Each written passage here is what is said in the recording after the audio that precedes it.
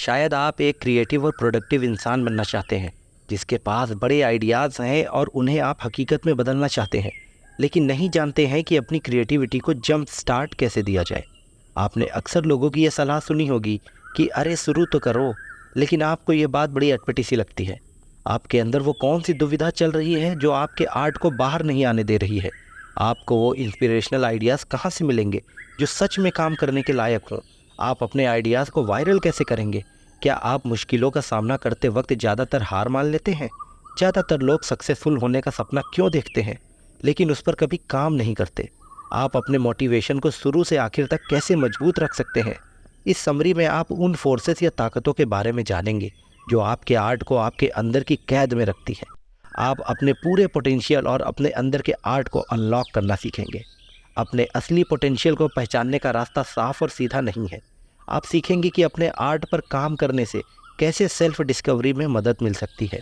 Curiosity यानी उत्सुकता ऐसा सबसे बड़ा फ्यूल है जो आपको शुरुआत करने में मदद करता है। आप सीखेंगे कि अपनी क्यूरोसिटी की वजह से ऑफ ट्रैक जाना क्यों ठीक है। अपने अंदर की आवाज़ को सुने और ऐसे आइडियाज़ जनरेट करें जो दुनिया को बदल कर रख दे। आप सीखेंगे कि खुद को आगे बढ़ाने के लिए पावरफुल आइडियाज़ कहाँ ढूंढने हैं, भले ही चीज़ें कितनी ही मुश्किल क्यों ना हो। मेंटल रुकावटें आपको इसकी शुरुआत करने से रोक सकते हैं, इसलिए आप शुरुआत करने का सही तरीका सीखेंगे जो आपको फिनिश लाइन तक ले जाएगा। ये समरी आपको दिखाएगी कि सेल्फ डाउट, डर और डिस्ट्रैक्शन को कैसे दूर किया जाए और अपने प्रोजेक्ट्स, गोल्स और ड्रीम्स पर काम करना कैसे शुरू किया जाए।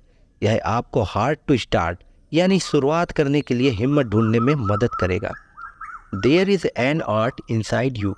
क्या आप बड़े आर्टिस्ट, फिलोसोफर, साइंटिस्ट और एंटरप्रेन्योर्स को देखते हैं और सोच में पड़ जाते हैं कि उन्हें उनकी क्रिएटिविटी कहाँ से मिली? वे आप जैसे ही आम इंसान हैं और रोज़ कई मुश्किलों का सामना करते हैं, जैसे कि क्रिटिसिज्म, अलग अलग तरह की रुकावटें और निगेटिविटी। लेकिन उन्हें अपने पोटेंशियल को डिस्कवर करने का मोटिवेशन और इंस्पिरेशन कैसे मिला? इसका जवाब यह है कि उन्होंने अपने अंदर के आर्ट को एक्सप्लोर किया है। जब इस बुक के ऑथर डेविड कैडवी चौथी क्लास में थे तब उनके science teacher mister Landon class में बाउंसी बॉल का एक बॉक्स लेकर आए थे। मिस्टर लैंडन ने क्लास को दो ग्रुप में बांटा। दोनों ग्रुप में एक एक स्टूडेंट ने फ्लोर से 1 मीटर ऊपर रूलर पकड़कर रखा हुआ था। दूसरे स्टूडेंट ने रूलर के ऊपर बाउंसी बॉल पकड़कर रखा था। मिस्टर लैंडन ने स्टूडेंट को बॉल को गिराने और यह नापने के लिए कहा कि यह कितनी ऊंचाई तक बाउंस करेगा यानी उछलेगा। डेविड और दूसरे स्टूडेंट्स का मानना था कि बॉल सीलिंग यानी छत तक बाउंस करेगी और इसकी ऊंचाई नापने के लिए मीटर का रूलर छोटा होगा। लेकिन जब स्टूडेंट्स ने बॉल को 100 सेंटीमीटर की ऊंचाई से गिराया तो वह वापस 80 सेंटीमीटर तक बाउंस हुई। यह देखकर स्टूडेंट्स हैरान हो गए। इस एक्सपेरिमेंट से मिस्टर लैंडर्स ये समझाना चाहते थे कि बॉल का बाउंस उसके मटेरियल और बॉल पर लगने वाले फोर्स पर डिपेंड करता है। ये दो फैक्टर्स बॉल को अफेक्ट करते हैं। अगर हम उन्हें समझ लें तो हम उन्हें कंट्रोल कर सकते हैं और उन्हें इससे भी ऊंचा बाउंस करा सकते हैं। इसी तरह आप अपनी लाइफ में ऐसी ही कई सिचुएशन का सामना करते हैं जो आपको अफेक्ट करती हैं। आप क्रिटिसिज्म, जजमेंट, तारीफ और डिस्ट्रैक्शन का सामना करते हैं। अब या तो आप इन फैक्टर्स को खुद पर हावी होने दे सकते हैं या खुद इन सिचुएशन को समझकर और एफर्ट लगाकर कुछ करके दिखा सकते हैं। अगर आप कुछ शुरू करने के लिए हिम्मत की तलाश कर रहे हैं तो आपको ये सोचना होगा कि ये कौन से फोर्सेस हैं जो आपको रोक रहे हैं। John Bokenkamp hit TV series Black List के क्रिएटर हैं। इतना बड़ा ब्रेक मिलने के पहले जॉन ने कई सालों तक स्ट्रगल किया था। उन्हें थोड़ी बहुत सक्सेस मिली थी, लेकिन फिर एंटरटेनमेंट इंडस्ट्री के लोग उनके बारे में भूल गए थे। जॉन ने खुद पर विश्वास रखा कि वे भी इस दुनिया को कुछ दे सकते हैं। जब जॉन की स्क्रिप्ट्स को रिजेक्ट कर दिया गया तो वे खुद को ये याद दिलाते रहे कि दुनिया में वह अकेले इंसान हैं जिनके पास यह आइडिया है और उन्हें इस आइडिया पर काम करते रहना चाहिए। इसी विश्वास की मदद से वे आगे बढ़ते रहे। जॉन की जर्नी बताती है कि आपको विश्वास होना चाहिए कि आप और आपका आइडिया यूनिक है।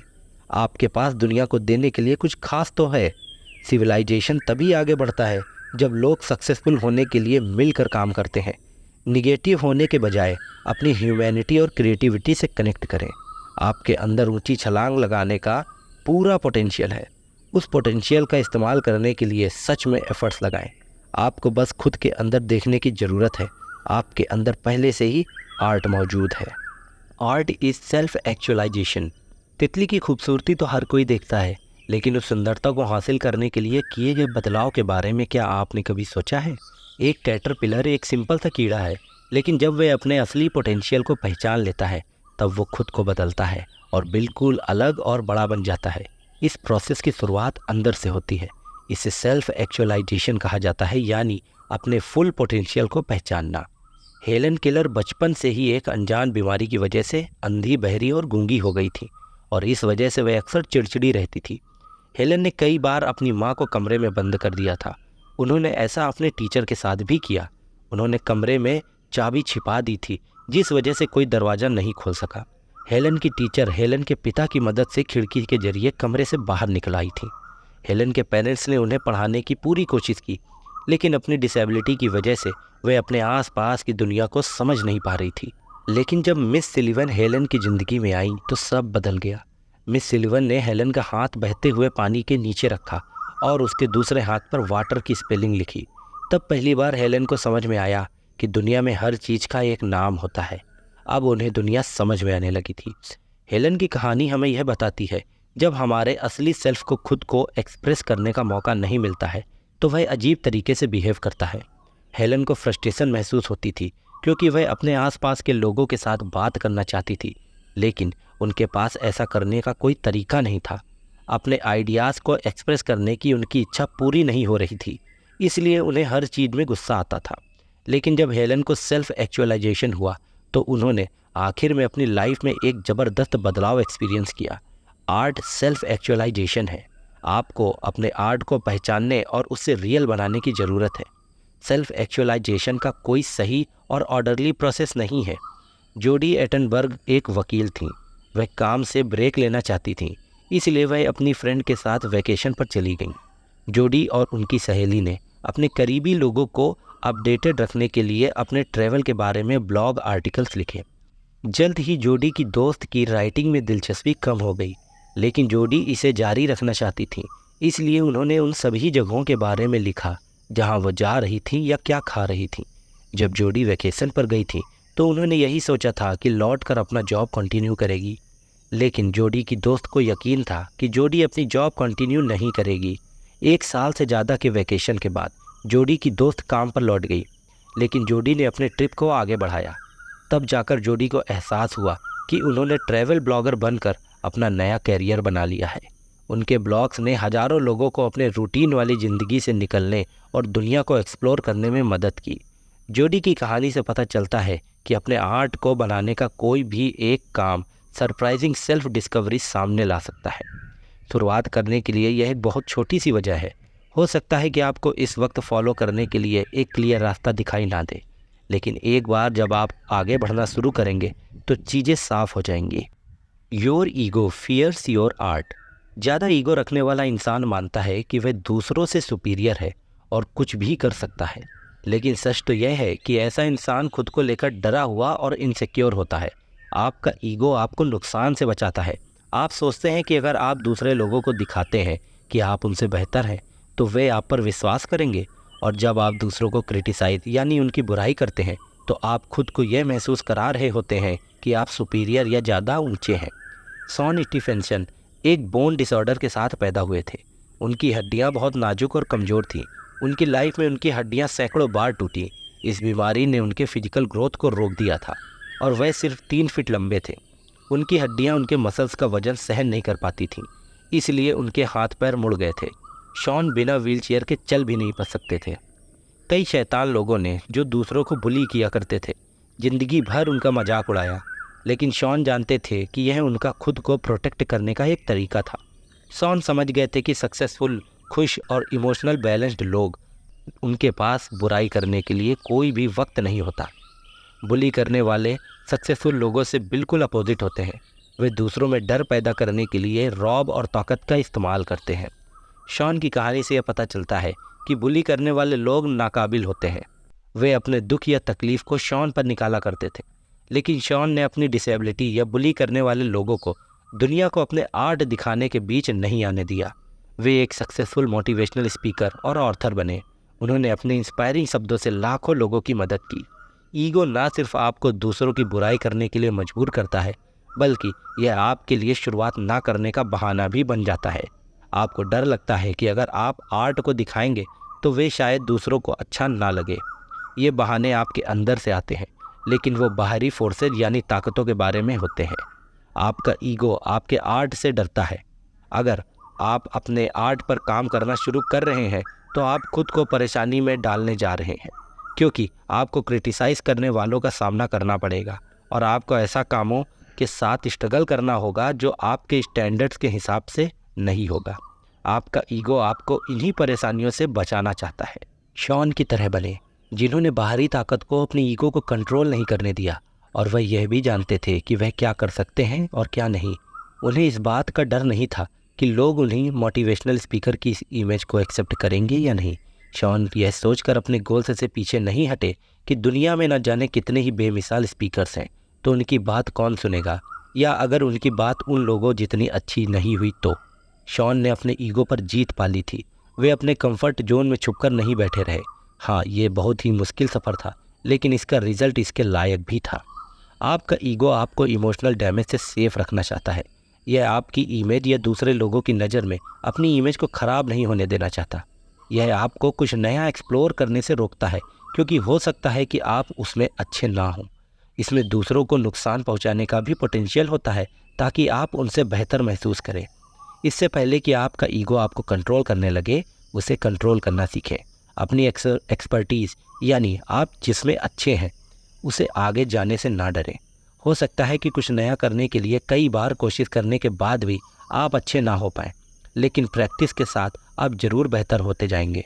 खुद को बड़ा महसूस करवाने के लिए दूसरों को छोटा महसूस ना कराएं। आप दूसरों के साथ किसी कंपटीशन में नहीं हैं।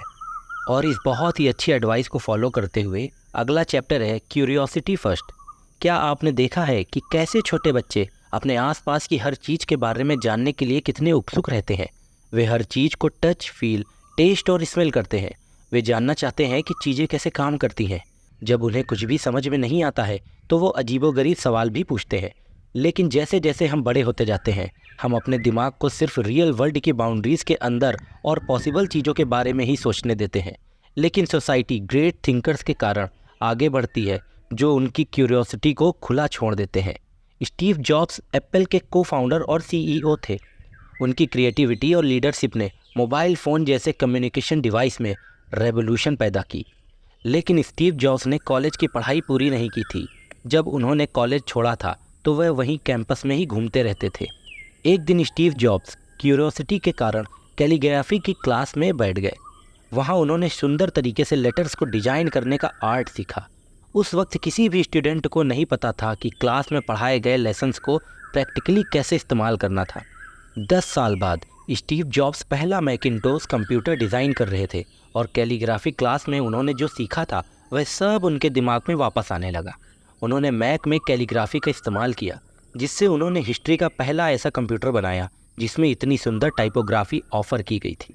स्टीव जॉब्स की कहानी बताती है कि क्यूरियोसिटी होना यानी जानने की इच्छा होना आपके लिए फ़ायदेमंद होता है।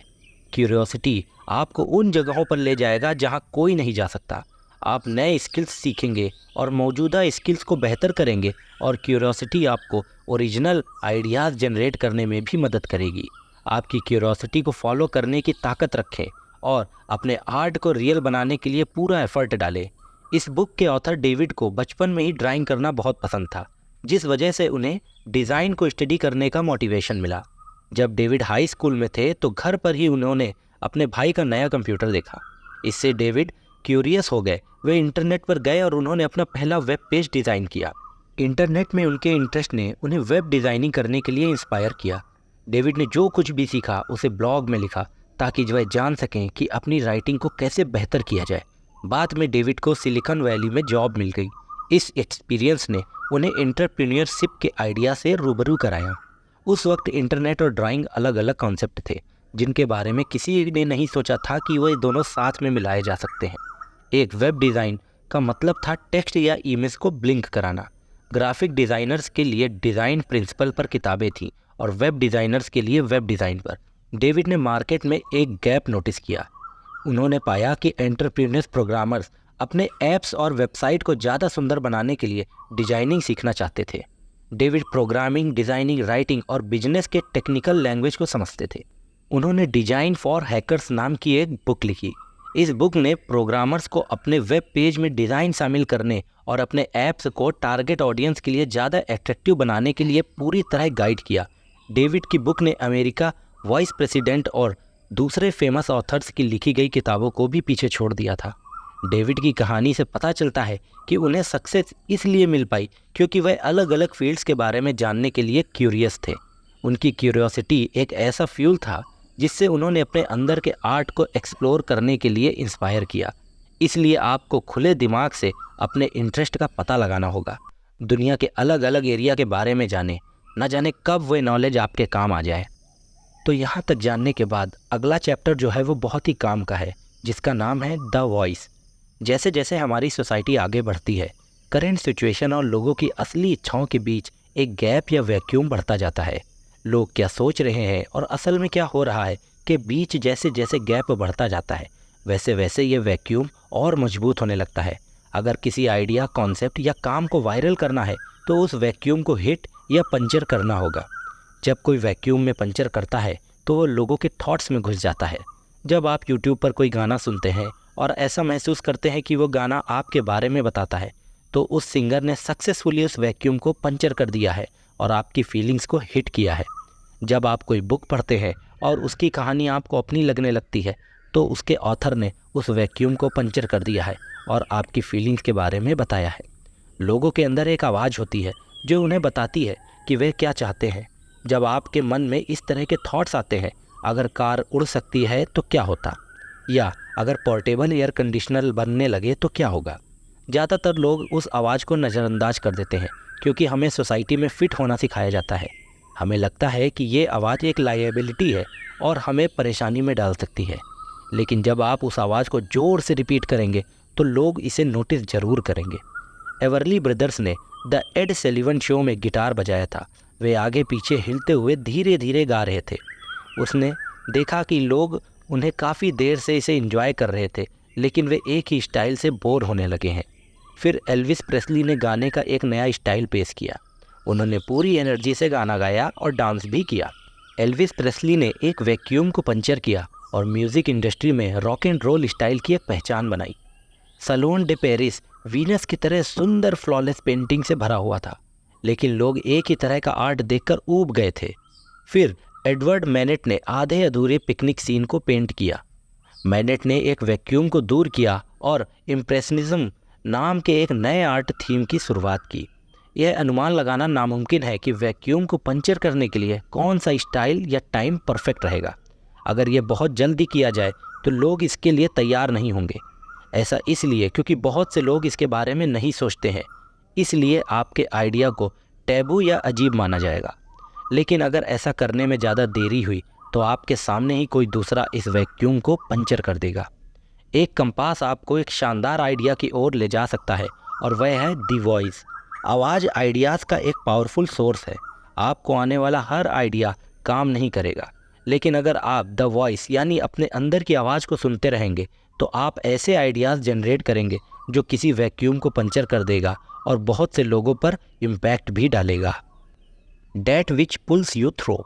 आपके दिमाग में एक अच्छा आइडिया आता है और आप उस पर काम करना शुरू कर देते हैं, लेकिन जल्द ही आप एक ऐसी मुश्किल का सामना करते हैं जो आपके मोटिवेशन को कम कर देती है।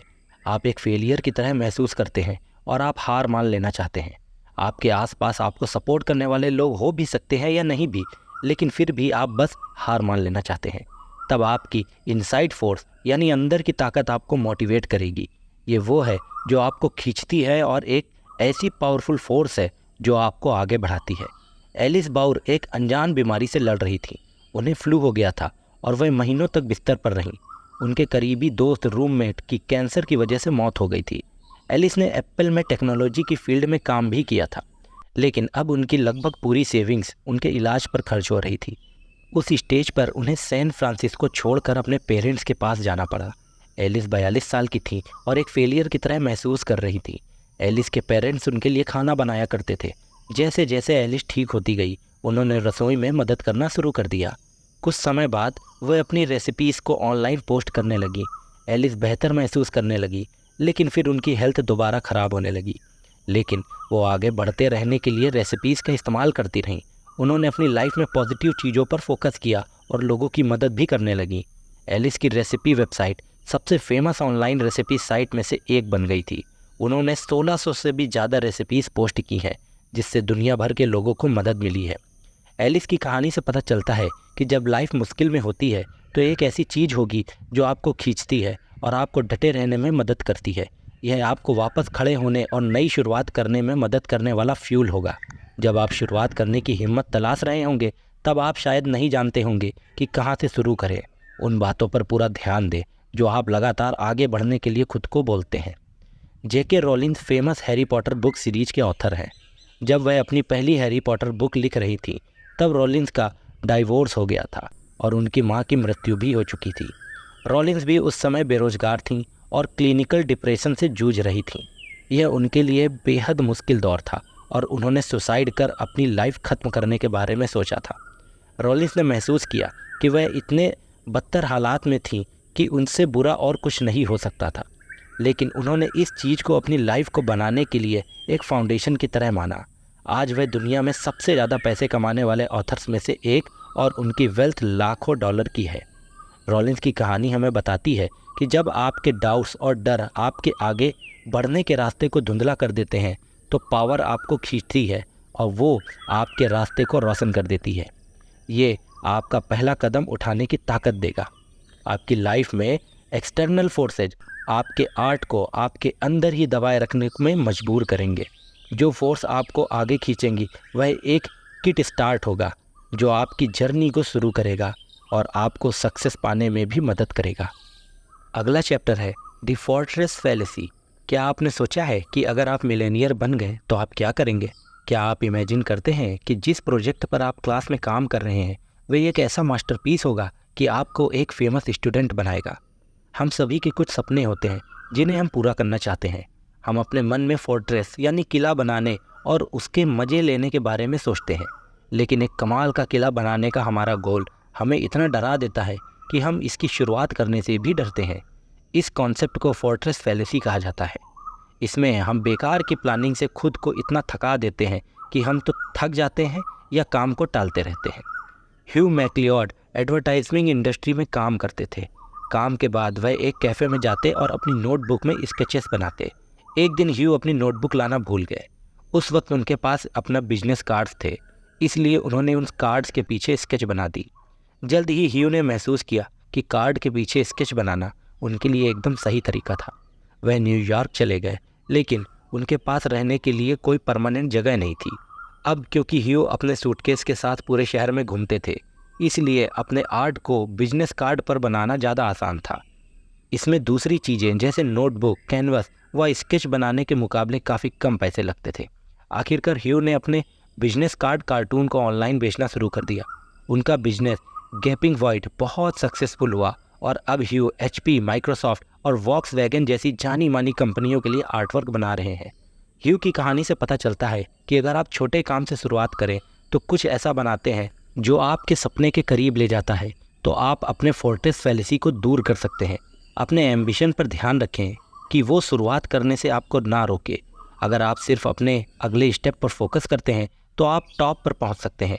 कभी कभी हमें शुरुआत करने के लिए जितना वक्त चाहिए उसे हम बढ़ा चढ़ा कर सोचते हैं, लेकिन सच तो यही है कि हम इसे टालते रहते हैं। अपना गोल सेट करें, एक प्लान बनाएं और अपने इनर आर्ट पर काम करना शुरू करें। एवेल नाइवेल एक फेमस स्टंट परफॉर्मर थे। जब भी वह किसी से मिलते थे तो उनसे कहते थे कि वह मोटरसाइकिल पर ग्रैंड कैन्यन के ऊपर से छलांग लगाएंगे। इस बीच एवेल ने सीजर पैलेस में माउंटेन या ट्रक को लाइन से खड़ा करके उससे छलांग लगाई थी। उन्होंने अपने सपने को एक गोल की तरह इस्तेमाल किया जिसे वह हासिल करना चाहते थे। भले ही एवेल ने ग्रैंड कैन्यन पर छलांग नहीं लगाई, लेकिन उन्होंने अपने स्टंट परफॉर्मेंस से शोहरत और लाखों डॉलर कमाए। एवेल की तरह आप अपने सपने को अपना गाइड बनने दें।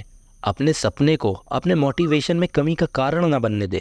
सिर्फ इसलिए कि आप अभी अपने फाइनल गोल तक नहीं पहुंच सकते तो इसका मतलब ये नहीं है कि आप वहां कभी नहीं पहुंचेंगे। अपने गोल की तरफ काम करते रहें और अपनी एबिलिटीज़ को इम्प्रूव करें। एक नॉवेल लिखने का सपना ज़रूर देखें, लेकिन शुरुआत एक छोटी कहानी से करें। फिल्म बनाने का सपना भी देखें, लेकिन शुरुआत एक शॉर्ट फिल्म से करें। एक किला बनाने का सपना ज़रूर देखें, लेकिन शुरुआत झोपड़ी से करें। अपने फोर्ट्रेस फैलिसी से निकलें और बस शुरुआत करें। तो इसी के साथ हम पहुंच चुके हैं इस समरी के कंक्लूज़न पर। इस समरी में आपने उन प्रिंसिपल्स के बारे में जाना जो आपको अपने सपनों का पीछा करने के लिए हिम्मत देंगे। सबसे पहले आपने सीखा कि आपके पास कुछ यूनिक है जो सिर्फ आप ही दुनिया को दे सकते हैं। आपको अपनी जर्नी में क्रिटिसिज्म का सामना करना पड़ सकता है, लेकिन खुद पर विश्वास रखें और बाउंस बैक करें। दूसरा आपने सीखा कि आपका आर्ट सेल्फ एक्चुअलाइजेशन की जर्नी है। कुछ अलग बनाने के लिए आपको अपनी पर्सनैलिटी, एक्सपीरियंस और इंटरेस्ट को मिलाना होगा। तीसरा आपने सीखा कि आपका ईगो आपको डिस्कम्फर्ट और दूसरे के जजमेंट से बचने के लिए आपके थॉट्स में बदल देता है। आपको अपने ईगो से बाहर निकलना होगा और दूसरों के बनाए हुए बॉक्स से बाहर रहना होगा। चौथा आपने सीखा कि अगर आप अपनी क्यूरोसिटी को फॉलो करते हैं तो आप दूसरों के मुकाबले ज़्यादा वक्त तक मुश्किल काम कर सकते हैं। आपकी क्यूरोसिटी आपको ट्रैक से दूर ले जा सकती है, लेकिन जब आप उनको मिलाते हैं तो आप अपनी लाइफ में इनोवेटिव आइडियाज़ ला सकते हैं। पांचवा आपने सीखा कि अपने अंदर की आवाज़ सुनना आपको ऐसे आइडियाज़ डेवलप करने के लिए इंस्पायर करेगी जो नॉर्मल चीज़ें और लोगों की इच्छाओं के बीच के वैक्यूम को दूर करेगी। छठा आपने सीखा एक मास्टरपीस बनाने के लिए आप जितनी भी शुरुआत करेंगे उसमें ऐसा समय भी आएगा जब आपके क्राफ्ट के अलावा दूसरी चीज़ें आपको ज़्यादा अट्रैक्टिव लगेगा। आपको यह पहचानना होगा कि ऐसी कौन सी चीज़ है जो आपके काम को आपके लिए इम्पॉर्टेंट बनाती है। यह आपको तब फ्यूल देगा जब आपके पास और कुछ नहीं होगा। सातवां आपने सीखा कि जब आप बड़े सपने देखते हैं तो आप शुरुआत करने से डरते हैं या थका हुआ महसूस कर सकते हैं। आपने सीखा कि अपने गोल पर नज़र रखते हुए आपको एक एक करके कदम बढ़ाना चाहिए। अपनी लाइफ और दुनिया में बदलाव लाने के लिए अब भी देर नहीं हुई है। उस बदलाव को पाने का सीक्रेट है शुरुआत करना। आपको सिर्फ पहला स्टेप उठाने के लिए मोटिवेशन की ज़रूरत है। यहाँ तक कि आज के बड़े बड़े एक्सपर्ट्स ने भी कहा कभी न कभी शुरुआत की थी। याद रखें कि शुरुआत करने के लिए आपको ग्रेट होने की ज़रूरत नहीं है। यहाँ तक कि आज के बड़े बड़े एक्सपर्ट्स ने भी कभी न कभी शुरुआत की थी। याद रखें कि शुरुआत करने के लिए आपको ग्रेट होने की ज़रूरत नहीं है, लेकिन ग्रेट बनने के लिए आपको शुरुआत करने की ज़रूरत है। Thank you.